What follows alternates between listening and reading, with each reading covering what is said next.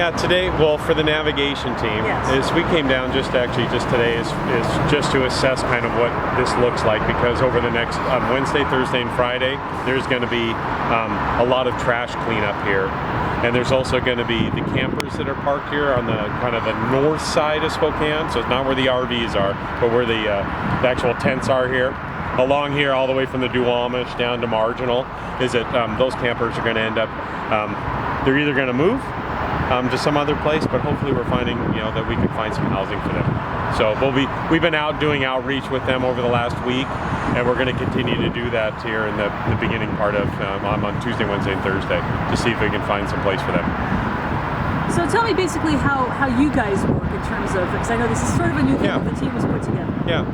So let's say it's a circumstance like this where we know that there's going to be a cleanup in an area. Is that we come out the week beforehand ourselves. If there are people that are maybe 17 to 29, if there's people in that range, is we'll also call youth care, people from the Orion Center to come down and be part of the team.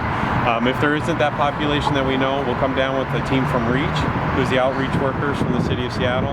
And so we come down as a group, and we just talk to campers, and we go through and we find out, hey, this is what their circumstance is, this is what they're kind of looking for, and how can we make that happen. So some of it's, availability of, like right now we have availability out at Myers Way for Second Chance, which is down the Southwest Precinct where you guys are at. There's also the tiny homes that are down off 1000 Myrtle. There's some of those that are being built, and we get priority, and we're the referral agency for that. And so we get people down there too, along with all the other places that are downtown Seattle, the other, just referral agencies and shelters. We work a hand in glove too with Salvation Army, Union Gospel Mission. It just kind of matters on what the person in front of us is looking for, and kind of what works for them, and that's what we do. So has this area then, I'm not sure, I know the protocols have changed. Has it been posted? Have you had to put some notices up before people are moved along here? So? Yeah, if it's we will come down, like an area like this, is that if it is a hazard where it is like along this bike path where the trash and the campers are very close to where there's vehicles and pedestrian traffic, that's considered a hazard, and so that will end up just beginning. We can just do an emergency cleaning of those areas. And so that's what this will be. We will come out and post. We've been talking to them over the last week saying, hey, guess what? This area is going to end up getting clean. But it is not under our 72-hour posting like we're doing right now. We're up at 4th and Edgar Martinez and at 4th and Royal Brome. Then we do a 3-day posting, 72 hours, and then we come in and do a cleaning after that. But these ones that are hazards, we don't have to. Do you have an estimate of how many people are camping on this side who will be hazards and will be moving? Yeah, I would say, well, there's maybe about 10 structures. So, and some of those are just storage. Some of them actually are occupied at different times.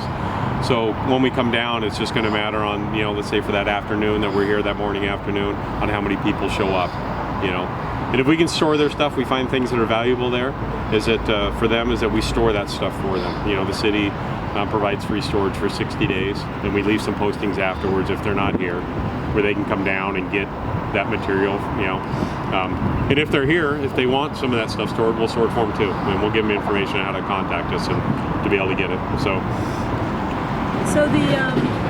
again, they made it really clear on Friday that this is separate from. Do you know? Has there been any assessment of the RV section, or that's something you're waiting for someone else to prioritize, or? Yeah, I don't think that's so much a priority, but we know this area. We've done a lot of outreach in this area because there are a lot of people that are in tents, kind of enmeshed with the RVs all up and down this area underneath Spokane Street. And we know this is one of the areas that we're always coming back to because there are a lot of people here and a lot of structures here. And the trash that ends up coming out into the roadway that are a hazard for pedestrians and cars.